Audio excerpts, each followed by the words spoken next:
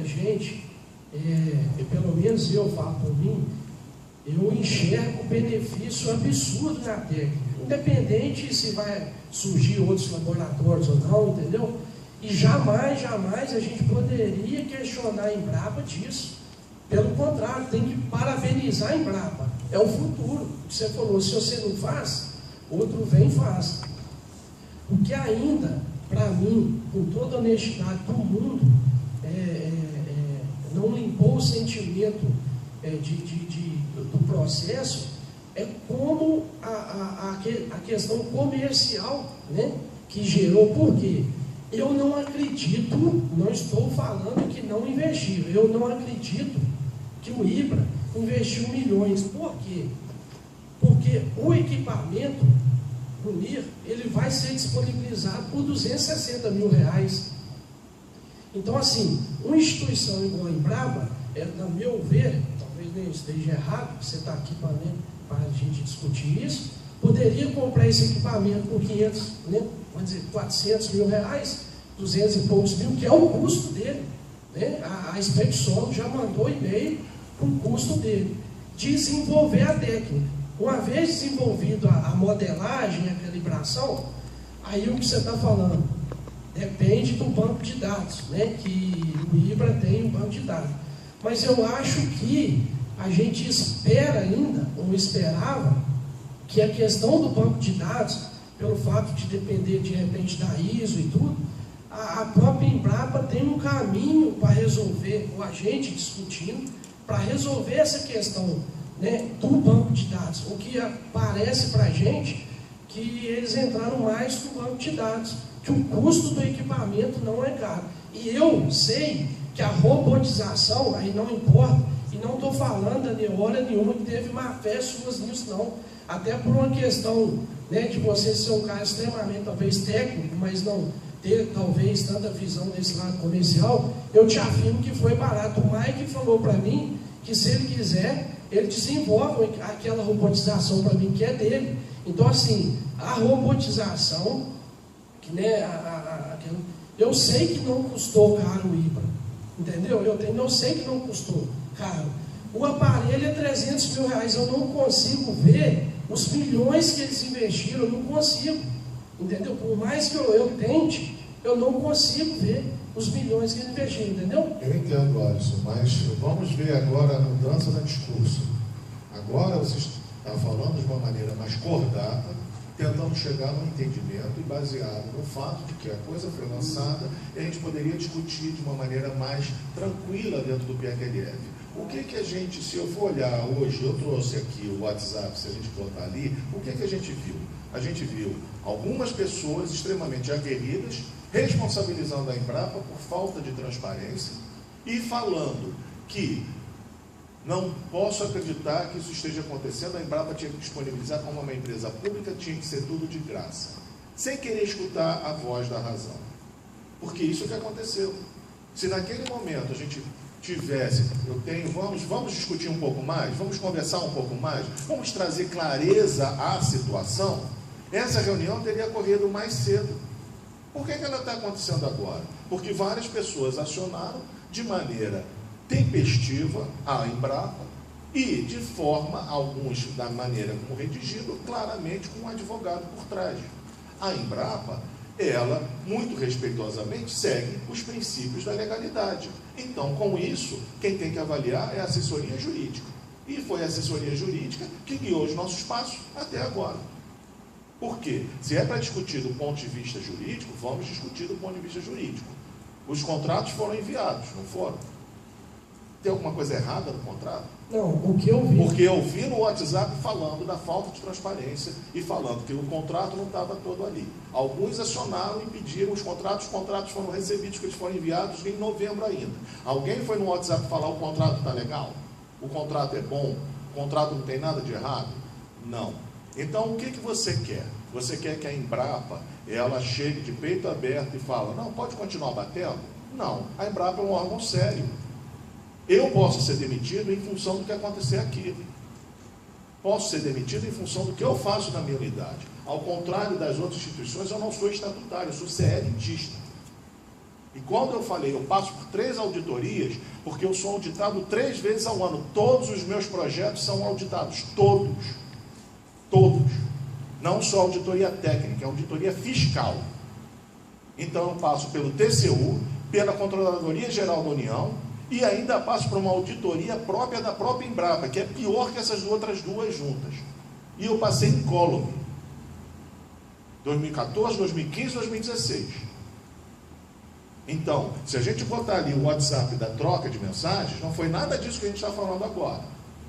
Agora, se naquele momento fosse falado de maneira clara e tranquila, vamos discutir, vamos conversar, claro, o maior interessado para que o negócio caminhe somos nós pela visibilidade. O nosso interesse único e exclusivo nisso tudo, o que é? Que a técnica, mais uma vez, seja protagonismo da Embrapa, porque ela é boa. Se está havendo problemas de transferência, se está havendo problemas de comercialização, vamos conversar educadamente, polidamente, porque tudo isso se resolve na mesa de negociação. Agora, quando você vem com 2 pedras, todo mundo se recolhe e aí não tem discussão. Por exemplo, será que a gente não, dentro do PQLF, não pode abrir uma linha de negociação em que, de repente, aqueles que tiverem mais interesse possam estar discutindo melhor junto com o IBRA? Não sei, é tudo passível de negócio. Para mim interessa que o meu parceiro seja parceiro dos meus parceiros. Inclusive, linhas de financiamento junto ao Finam e BNDES, com grande carência e longo prazo de pagamento, já tem sido pensado para isso. E lembra uma coisa, eu não pedi as notas fiscais do IBRA, mas eu sei tudo que o IBRA fez. Essa solução caseira foi a última solução. Então, eles compraram um nano infravermelho. Você sabe quanto custa um nano infravermelho? É um infravermelho do tamanho de um mouse. Você sabia que existia? Não. Sabe quanto ele custa? Uma fortuna, uma baba de quiabo. Mas eles compraram, eles me mostraram, eles trouxeram os técnicos, porque a gente estava pensando em customizar com base no nano infravermelho. Aí depois nós fomos apresentados a sonda. Porque a parte de robótica, isso já existe, o PHgâmetro, tem um PHgâmetro que tem essa parte robótica. Mas o sensor do infravermelho, como calibra, ele não sabe. Quem deu as dicas fomos nós. Ele não entende de infravermelho, ele só entende de montagem. Ele não sabe quantos pontos precisam ter dentro da faixa do infravermelho para que o espectro seja aceitável. Ele não sabe qual é o melhor caminho óptico. Ele não sabe como ele vai ter que ajustar para que o sensor, quando botar a amostra lá, ele não entre dentro da amostra. Ele falou por algum momento do problema que nós tivemos de eletrostática? Não, porque ele não conhece isso. Então, falar simplesmente que o custo é barato, que esse equipamento custa 250 mil, esse daí, até onde eu sei, o interesse maior do parceiro é que o equipamento seja praticamente a custo de produção, porque o valor maior não está no equipamento. A monetarização do sistema está na informação. É a mesma coisa que a Embrapa, quando eu mando para a Inglaterra fazer o sequenciamento de DNA das amostras de milho, das variedades que a gente tem. A gente paga. É aí que está o valor. Não, com certeza, Daniel. Quando você fala em relação a essas coisas dentro do MAI que eu não sabia, aí que está. Eu sei que o protagonismo disso tudo é da Embrapa. Junto com o IBRA. Você não pode esquecer o parceiro. Você não pode desprezar o que o parceiro fez. Porque é como foi feita a gracinha no WhatsApp. 10 anos de trabalho e com 5 meses de parceria conseguiu desenvolver o equipamento. Sim, porque em 5 meses alguém investiu o dinheiro que foi necessário e buscou a solução de mercado que era necessária e que eu, como empresa pública, se eu tivesse que fazer isso, eu levaria 20 anos. O LIBS, que hoje foi desenvolvido pela Unidade de Informática na Agropecuária de São Carlos, levou no mínimo 10 anos para ser desenvolvido. 10 anos. E só conseguiu ser completo porque tem o parceiro que investiu. Porque nós não temos recursos. Há 2 anos eu não tenho recursos de investimento. Eu não consigo comprar um fotômetro, um pHgâmetro. Então, Se não é um parceiro com visão, e lembro, quando foi feito o contrato de cooperação, não era para construir um equipamento. Ele, na época, comprou um Metron. Então, bota nesse custo o equipamento Metron, porque ele comprou um Metron. Quanto custa um Metron? Alguém sabe? Não faço ideia. Não tenho ideia. Eu sei o meu Perquinhão, que era para ser um equipamento, eu paguei por um equipamento e eles me deram 2, porque eles não vendiam um só. O senhor da PEC, que não sei se é o mesmo que o André Marcelo fez no doutorado dele, quanto custa? Esse Perkin-Elmer, ele foi comprado em 2008. Na época, se eu não me engano, ele foi entre 150 e 200 mil dólares, que foi compra internacional direta. E era para ser um equipamento completo. É um NIR, MID e FAR. Ou seja, ele pega o próximo, o médio e o afastado. E, ele, na realidade, eles nos mandaram 2. Um que era o NIR e o outro fazia o FAR. Ô Daniel, estuda uma possibilidade de a gente, futuramente, talvez até adquirir o equipamento, porque eu não sei, até então o IBRA vai vender o equipamento, né? Acredito que a solução de mercado dele vai ser o equipamento associado ao algoritmo para decomposição do espectro na informação de sons que você precisa. Isso. Estuda uma possibilidade assim, a gente adquirindo equipamento, que eu acho que até então, a não ser que eles mudem a estratégia, da Embrapa, que a tecnologia, eu acredito assim, fora o banco de dados, essa expertise, né, Marcelo? Estuda uma maneira da Embrapa fazer isso com os laboratórios do grupo, para a gente... Só pergunto mais uma vez aquilo que perguntei para o José, qual equipamento? Porque se for com o espectro eu não posso. Porque se você desenvolver o equipamento, a gente pode contribuir. Então, mas lembre-se, existe uma parte que não é desenvolvimento nosso.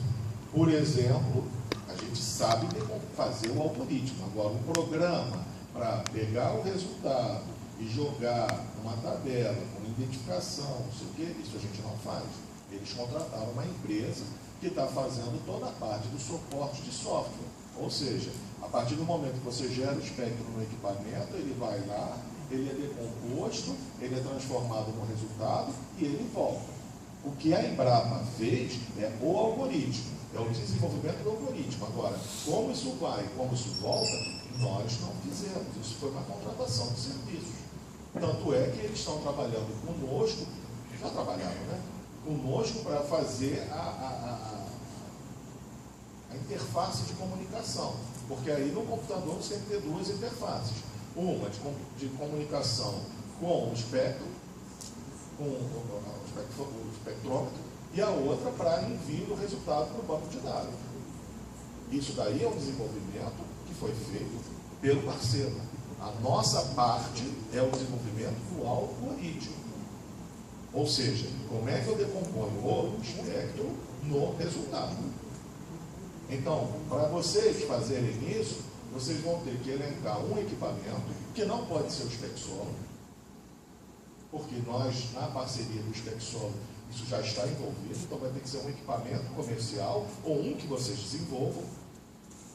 E a gente pode ajudar vocês a montar o banco de dados e ajudar a desenvolver o algoritmo. Agora, como vai fazer a comunicação do equipamento com o software que lide com o equipamento e com o algoritmo, são vocês que vão ter que buscar soluções de mercado, assim que um parceiro buscou. Não sei se é difícil ou se é fácil, eu não fiz. Mas no caso da gente reunir, talvez não todos, a gente pode fazer uma chamada formal com todo mundo, mas a gente conseguir, a Embrapa, no caso, ela está disposta a transferir esse conhecimento para a gente. A partir do momento que eu já vou entregar para vocês um manual de métodos, eu já estou transferindo para vocês, porque a nossa tecnologia foi o desenvolvimento de como eu decomponho o espectro para formar um banco de dados espectral, para transformar e criar um algoritmo. Isso é a nossa parte, é a inteligência. Agora, como faz o equipamento, eu não falei para eles, eu só falei, o equipamento tem que ter essas características, tem que ser multi-amostra, ele tem que ter um caminho ótico constante, ele não pode ter... ele tem que fazer média, ele não pode fazer só uma leitura, ele tem que fazer uma média de várias leituras, no mínimo 100 a 200 leituras. Por isso é que ele leva 30 segundos fazendo a espiral. Então, com isso, eu tenho a garantia de que aquele espectro é um espectro médio. E a amostra é terra fina seca ao ar. Só mais uma coisa. Tanto o nosso interesse não é no equipamento de espectrólogo, nem na parte comercial. Desculpa, a Tecnal, o antenor da Tecnal está aqui. Ele me ligou, ele pediu para vir. Ele sabia. Outra, numa situação que hoje nós achamos normal, a gente brecaria. Numa situação que eu acho que hoje no Brasil é considerado normal, a gente não teria nem apresentado lá em fevereiro, não ia ser, deixava para apresentar o inibitismo na Embrapa Solos, enquanto tiver PLR. O antenor está aí. O interesse dele é nitidamente comercial. O que ele quer? Desenvolver um equipamento que utiliza a técnica. Ou seja, é mais uma demonstração que a gente está abrindo, está democratizando as coisas para vocês. Veio o antenor como poderia ter vindo a Marconi, outras empresas que vocês conhecem que trabalham com automação. A própria Tecnal tem equipamento que vocês viram por 2 anos seguidos lá no IAC, que é muito semelhante ao equipamento da Fuse. Até mais bonito, cheio de acrílico, cheio de luz, cheio de coisa azul. Com um bracinho mecânico que roda dentro da matriz nos locais pré-determinados. Eu até me permito, mais uma coisa aqui, mais longe ainda, eu estive em Cuiabá, no encontro da ProSoja, há 1 ou 2 semanas atrás. Eu falei para os laboratórios lá, que estão muito amedrontados com a técnica, que têm os mesmos temas que vocês têm. Unam-se numa associação, para vocês ganharem força. Façam, junto com a Tecnal ou com a empresa que for, façam um banco de dados, façam um equipamento, desenvolvam o que vocês acharem que devem desenvolver. Agora, dentro de tudo que já foi falado aqui também, não se enganem, em 1 ano, 1 ano e meio, eu aposto com vocês que vai ter uma multinacional aqui, já fazendo tudo que está sendo discutido aqui, e toda essa discussão vai cair no vazio. Não vai ter o equipamento do grupo A, do grupo B, do grupo C. Já tem gente entrando no Brasil fazendo isso, é claro, é óbvio. Ninguém aqui descobriu a roda, ninguém aqui quis inventar a roda e inventou. As coisas já estão andando, entendeu? E justamente por isso é que a gente, a partir do que o Daniel falou, a gente quis o protagonismo. Vai, por favor. Agora, só um minuto, gente. Daqui a pouco você só para dar licença, porque o Paulo e outras pessoas querem falar também. Tá? Eu só queria ainda ponderar mais uma coisa. Se nós estamos falando de futuro, vocês que trabalham com a agricultura de precisão sabem que nós da Embrapa, por exemplo, temos um grupo muito forte na área de sensores. Esse grupo de sensores pode chegar a desenvolver um sensor de campo que tenha calibração com essa ou aquela análise de solo e possa fazer um mapa de fertilidade em time junto com a produção. Então, vocês têm que estar ligados no que está acontecendo. Por quê? Hoje pode parecer uma tecnologia do futuro e pode não ser, depende da quantidade de recursos que é investido. Trago para vocês, por exemplo, a questão da análise de sangue. A análise de sangue, você tinha vários laboratórios. Hoje você só tem, na realidade, um laboratório com vários nomes. Hélio Póvoa, Sérgio Franco, e de cada estado um diferente. Mas a central analítica é uma só. Em cada estado é uma só. Eles dividem os custos. Quem é o próximo? São coisas para se pensar. É o Paulo Furtado ali. Boa tarde. Boa tarde. Paulo César, sou Química Brasília. 38 anos na classe. Pena que eu não tenho tido essa informação antes. Porque ano passado nós investimos pesado. Aí eu acho que eu não vou ter jeito de comprar 2 aparelhos, não. E os laboratórios potencialmente grandes vão sofrer muito. Porque os grandes parceiros desses laboratórios são cooperativas e firmas de planejamento grande. Obviamente eles vão comprar isso. Entende? Analisando esses e-mails que foram encaminhados, eu recebi a notícia igual a Cristiano falou. Um cara ligou para mim falando que você já tinha tecnologia. Não sou pela Embrapa. E quando eu recebi os e-mails, recebi 2 dizendo o custo aproximado do aparelho, que é da ordem que ele falou mesmo, 200 e lá vai pro máximo. Agora, o custo real disso aí, realmente, é você ter que usar a fonte dele. E isso vai pesar. Pesa muito. Não fica barato de maneira nenhuma. Bom, essas são as críticas dele. Agora, em relação, como a gente está vendo que ela desenvolveu tecnologia, ela está com um aparelho que está com a validação. Quando o aparelho estragar ou descalibrar, quem é que vai consertar? A que custo vai ficar isso? Ela é uma. Ela pode fazer disso o que ela quiser. Então, quer dizer, não deixa de ter razão o que ele está falando. E olha só, comercialmente, a gente sabe que grandes empresas no Brasil, que são multinacionais, têm um problema seríssimo de atendimento com os equipamentos quebrados. Não são baratos. Com a vinda de um técnico de São Paulo para Brasília, ele não custa menos de R$8.000. Como é que vai ficar isso? Qual a resposta que vocês têm para dar isso? Em nenhum momento eu vi esse tipo de discussão. Ô Paulo, apesar disso estar relacionado à questão de comercialização, e a comercialização é uma característica do parceiro, o que nós temos conversado com ele é que, como eu já falei, o equipamento, quando produzido, ele vai ter que ser primeiro validado com as nossas amostras antes dele ser entregue.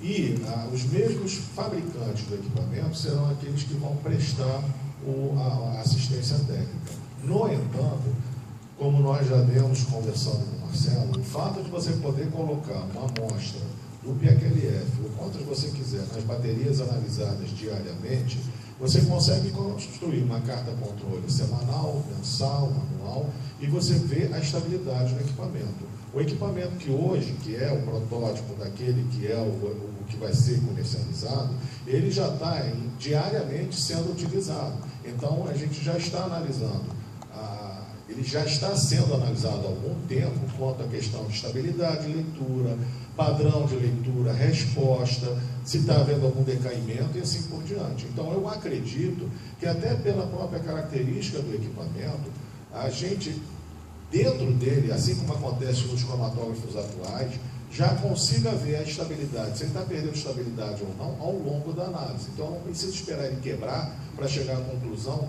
de que ele está precisando estar com algum defeito.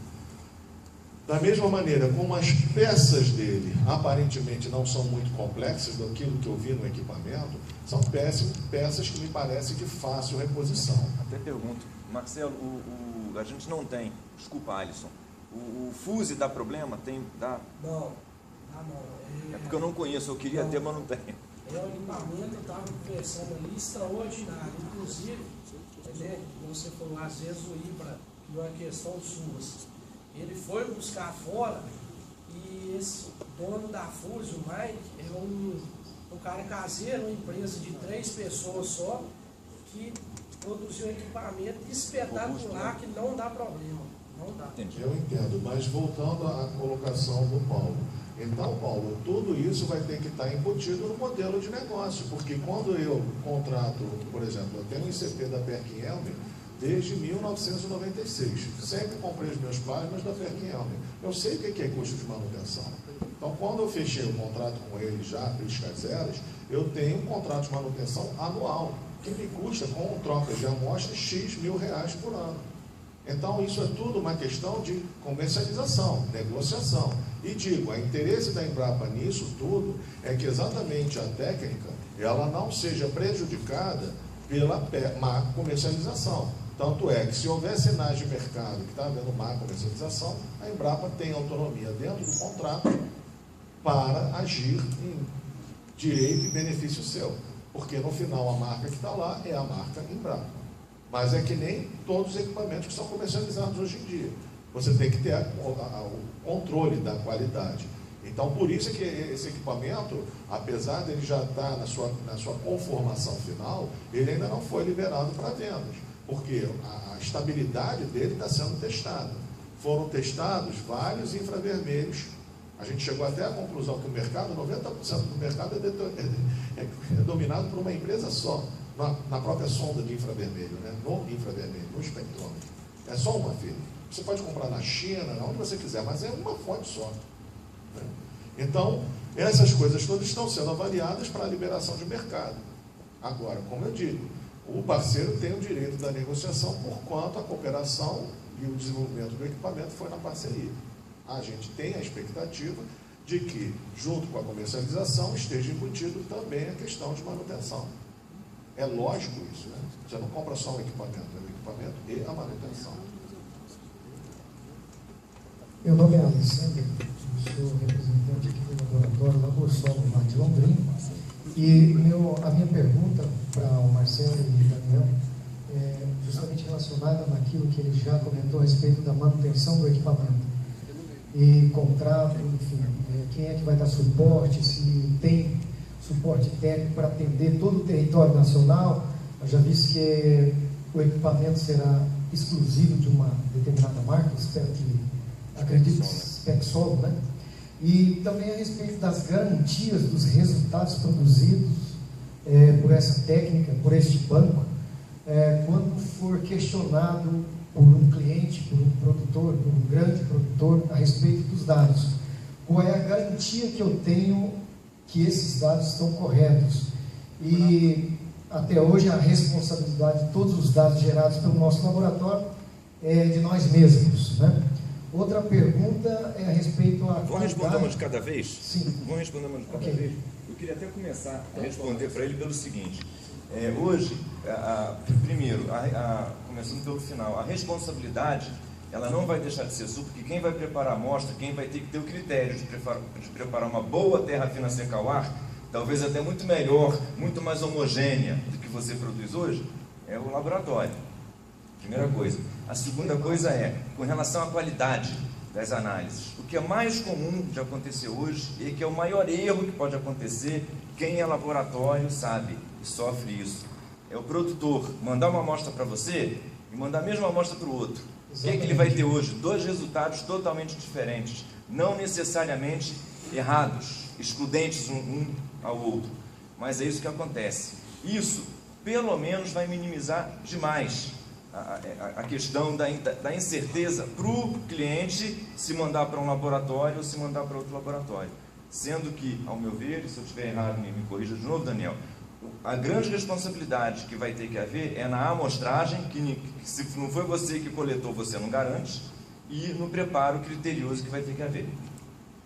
Bom, e dando suporte, então, só corroborando o que o Marcelo colocou, quando nós estamos pensando em novas formas de controle de qualidade num equipamento desenhado dessa maneira, ou seja, o fato de você poder ter uma, 2, ou sei lá quantas amostras do PQLF ali, porque o PQLF atualmente você usou a amostra, acabou. Ela vai o quê? Com 250, 300 gramas no máximo, então você não tem condições de reutilizá-la. A partir do momento que você já tem um banco de dados com ela, você pode ficar analisando a estabilidade da leitura. Então você pode construir uma carta controle, como a maioria dos laboratórios constroem, por exemplo, na calibração de um ICP. Você sabe, por exemplo, ou uma absorção, quando a lâmpada está na hora de trocar, não só pela perda de eficiência, mas você vê nitidamente que numa carta controle aquela leitura ela vai caindo, ela vai decaindo. Ou se a lâmpada está querendo ir aumentando a intensidade barbaramente por algum problema eletrônico, ela começa a subir. Então você, com uma carta controle, você consegue enxergar exatamente se você está dentro ou se você está fora. Você tem mais elementos de controle de qualidade do que tão somente uma amostra do PQLF que chega e você tem que analisar num determinado mês. Ele não garante que no outro mês a sua qualidade vai ser igual ou não. Então, com uma amostra como essa, você começa a poder controlar ao longo do tempo, com muito mais precisão, o teu resultado. A segunda pergunta, a Embrapa ou qualquer outro laboratório já foi avaliado, já foi auditado pelo Inmetro com relação a esses resultados dessa nova técnica? No caso, até onde eu sei, o IBRA, ele está fazendo gestões junto ao Inmetro, porque como é o infravermelho para análise de solo é uma novidade, ele está fazendo as gestões para que eles o avaliem da mesma maneira que avalia qualquer procedimento analítico de solo, já que eles também têm a 17.025 e a implantação disso no laboratório deles inclui a 17.025. Então, o Inmetro está desenvolvendo para isso. É o que eu sei. Mais perguntas?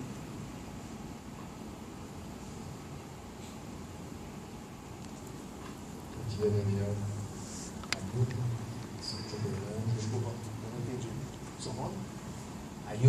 Ailton, município de Uberlândia, Laboratório Versão. Daniel, como está o resto do mundo em relação ao que nós estamos conversando aqui agora? Modelagem, se já está acontecendo isso, e como que ficou os laboratórios? Como isso já aconteceu? Então, eu quero estar comentando outras, mas eu vou por etapa. Olha só, no que diz respeito à implantação de infravermelho para análise de solo, você tem algumas experiências. A experiência mais conclusiva é a da Soil Cares. Você entrar no site dele, você vai ver que ele, na Holanda, na Bélgica, ou seja, nos Países Baixos, eles já estão comercializando isso, só que é um sistema individualizado. Ou seja, você vai e faz a sua coleta, porque as áreas lá são áreas pequenas. Né? Lá ninguém fala muito em hectare, fala em área, né? Metro quadrado.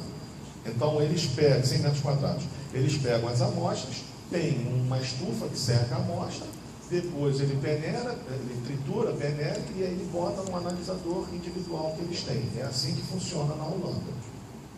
Eles venderam o mesmo sistema para um país da África. Eu só não me lembro se foi Nigéria ou Gana. Se você for na Alemanha, você vai ter equipamento.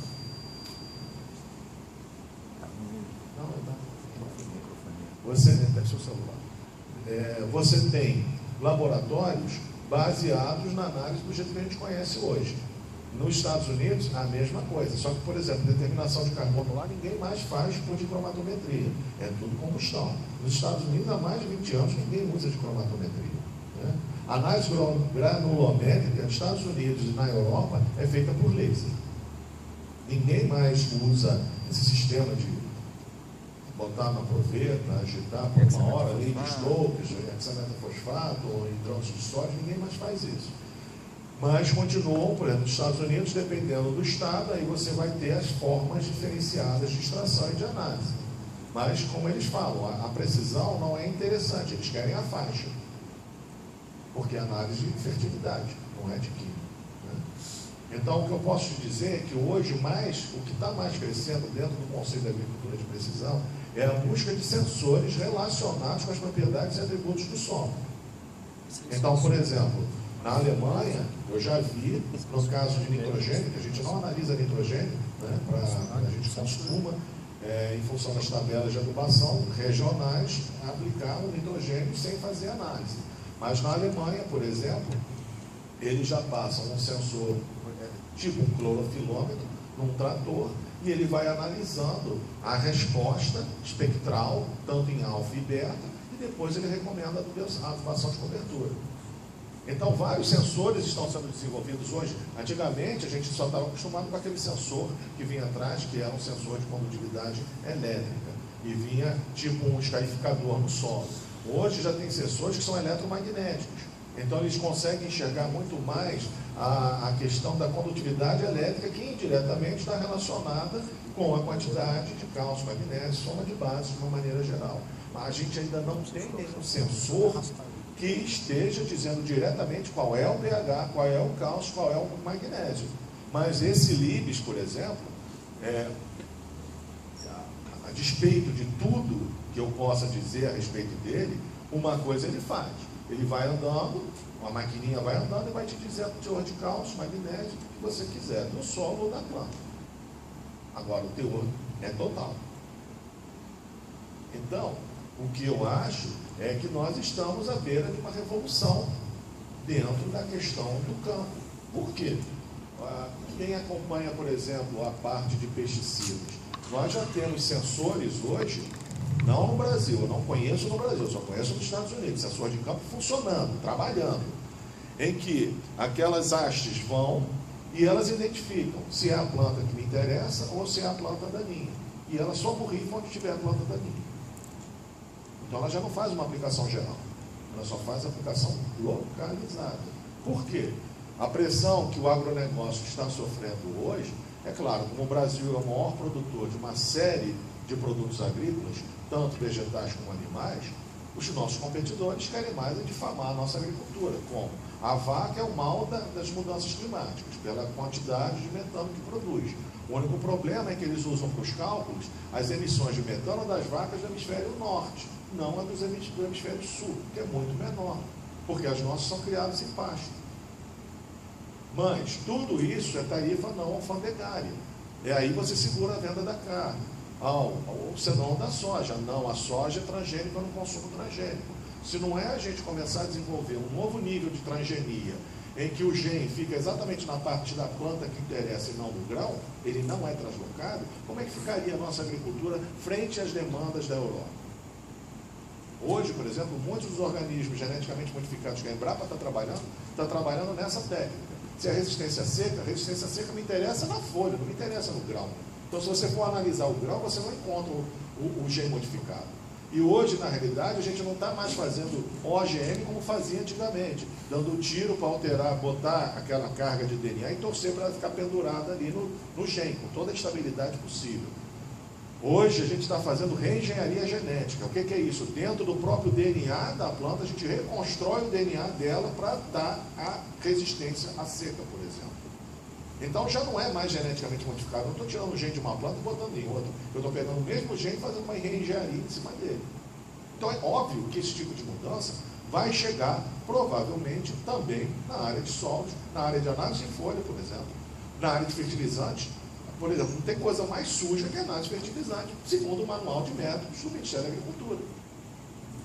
Agora, tudo que dá para fazer ali, dá para fazer por infravermelho. A gente já fez e funciona.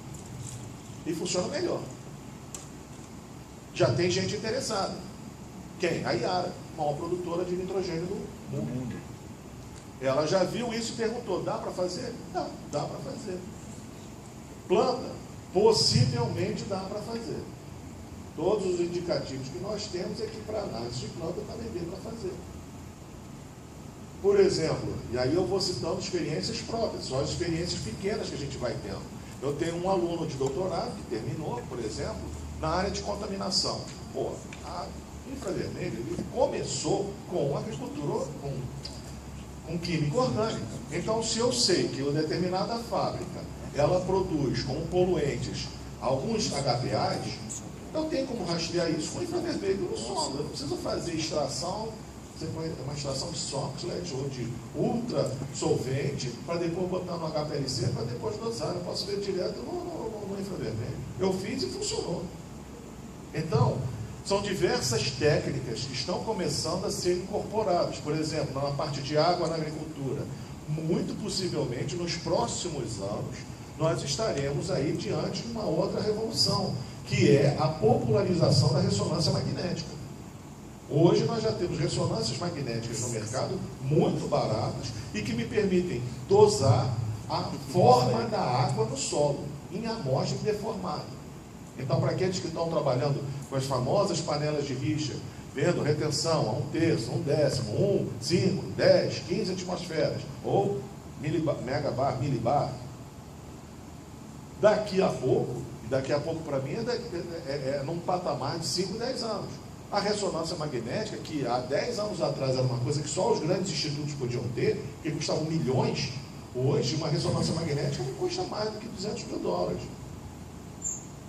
E está barateando. Por quê? Porque todos esses sistemas se baseiam em não mais placas integradas, já são microcircuitos, nanocircuitos que você encontra no mercado.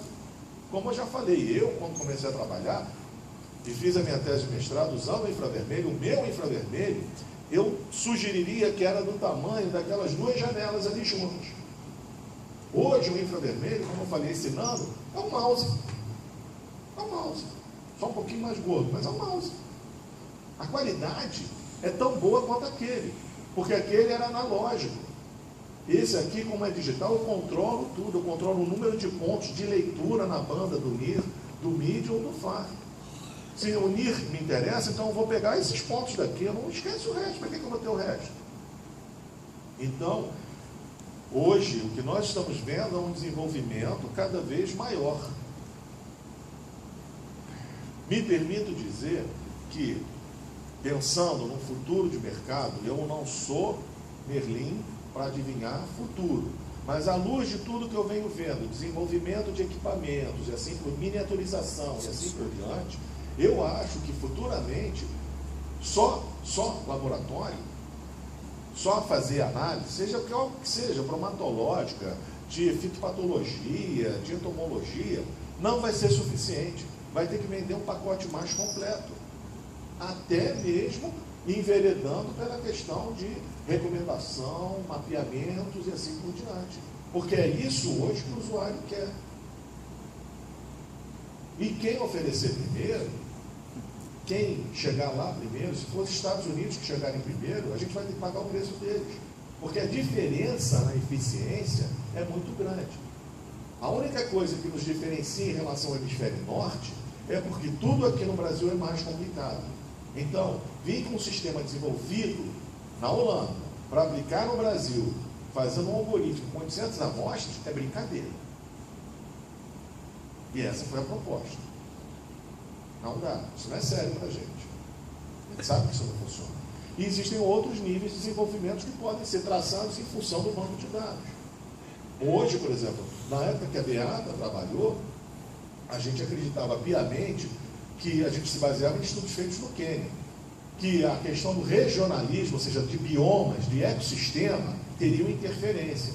Hoje, as ferramentas que nós utilizamos, eu não consigo enxergar influência de nenhum estado, de nenhum bioma, ali, naquelas correlações.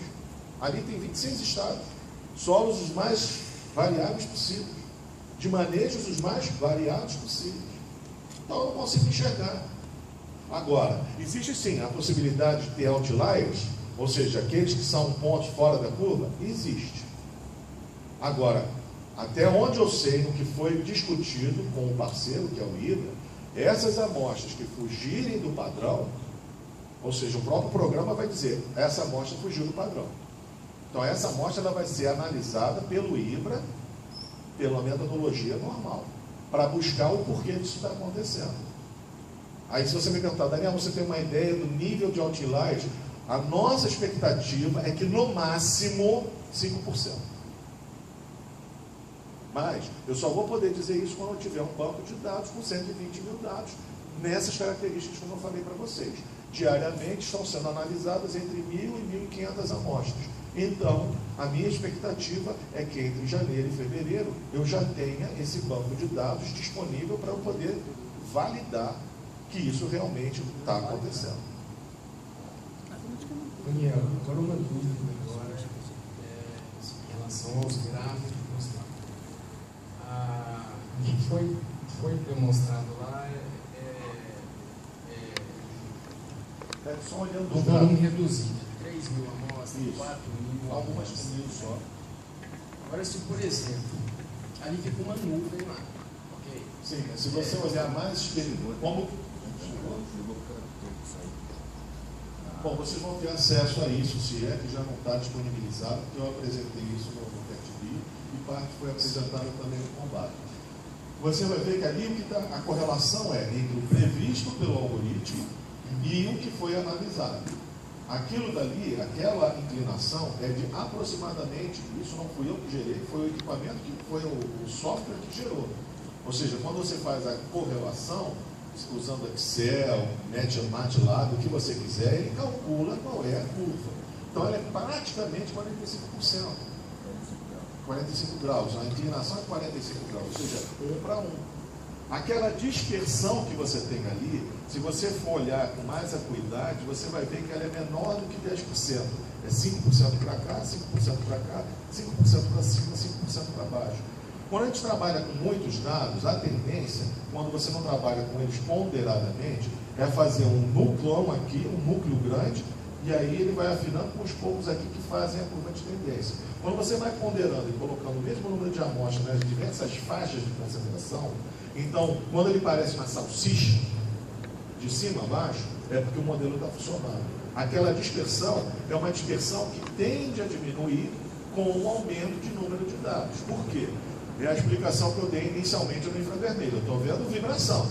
Então, nós estamos falando de compostos orgânicos. Compostos orgânicos, Porque na Amazônia eu tenho uma qualidade e na Mata Atlântica eu tenho outra qualidade, mesmo que eu esteja trabalhando com plantio de chuva, né? Mesmo que eu esteja trabalhando com plantio direto, feijão, soja há mais de 20 anos, um resíduo orgânico ainda da floresta que tinha, ele permanece. Isso a gente já sabe. E mais são incorporados. Então, e ainda tem a questão do clima, a umidade, que interfere, de como isso vai interagir no solo. Então, pode ser que aquele teor de cálcio, que é igual na Amazônia, igual no Rio de Janeiro, por exemplo, não dê especificamente a mesma variação na vibração. Mas, com o aumento do número de dados, eu consigo enxergar como isso acontece e diminuir o erro em relação a isso, porque eu estou colocando mais amostras. Então, eu vou ter mais situações da Amazônia, mais situações do Rio de Janeiro, com aquele teor de cálcio, e aí o sistema vai entender que aquelas variações todas são devidas àquele teor de cálcio. E aí ele diminui. Por quê? Porque eu estou colocando mais dados. A minha dúvida é se você vai alimentando ele. Até um determinado ponto. Isso. Aí não corre o risco com a faixa lá que você queria dar de novo lá, de 40 de fósforo ficar igual a 10 de fósforo. Não. Se você for olhar ali, você vai ver, por exemplo, que pode ter uma variação, no caso pH, que é o mais fácil, 4,1, 4,2, 4,3. Não dá para ser 3,5, 4, 4,5. A variação aqui e aqui, ela tem que ser em torno de 10%. Embora seja admissível até 20%. Porque se vocês forem olhar historicamente o coeficiente de variação do PHLF, gente, para alguns elementos é acima de 50%, que é inadmissível. Né? Se a gente pegar o pH, que é a determinação mais simples, mais simplória, ela fica em torno de 20%.